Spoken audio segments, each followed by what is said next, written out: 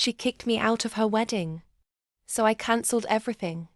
I stood at the edge of the flower-lined aisle, my hands trembling, not with age, but with heartbreak.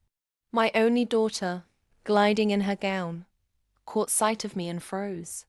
Her eyes narrowed. "Dad, you weren't invited for a reason," she hissed through gritted teeth. "Nobody wants you here." Gasps rippled. I'd bought that dress, paid for this entire wedding, but in that moment, I was just a ghost. So I left, quietly, no scene, no tears. Not yet. 2 hours later, I was parked at a seaside cafe, sipping black coffee and watching the tide roll in. The wedding was in full swing, decorators were bustling, caterers were serving up lobster tails, and the DJ was spinning their first dance song. That's when I made the phone call. Well, 5 to be exact. First to the venue.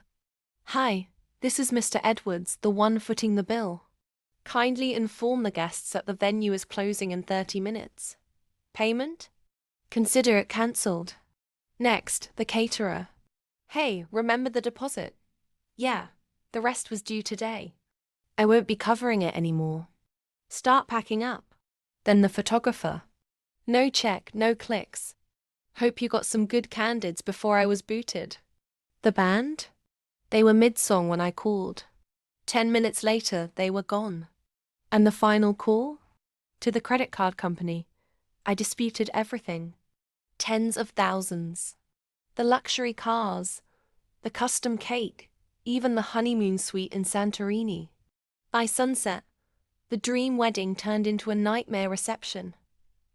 Guests were served cold sandwiches by angry waiters. The lights cut out mid-toast. The groom's drunken uncle tried to keep the mood alive with a harmonica solo. And my daughter? Red-faced, screaming into her phone. But I didn't answer. Now here's the twist. You'd think this story ends with her begging me to forgive her. No. She didn't. But her mother did. My ex-wife, who hadn't spoken to me in 15 years, called the next day. "I don't know what you did," she whispered, "but that was masterful." Then she laughed, the first time I'd heard her laugh since our divorce. "Turns out, you're not the one nobody wanted. You were just the only one who ever paid attention. Turns out, they needed me more than I ever needed them." Revenge isn't always loud. Sometimes it's quiet, surgical, beautiful. And to every parent who's been tossed aside, forgotten, or disrespected, let this be your reminder. Your absence can be more powerful than your presence. If this tale of cold revenge and family karma had you hooked, then hit that subscribe button and turn on notifications. There's plenty more where that came from. Because sometimes, the best payback doesn't need a fight, just a phone call.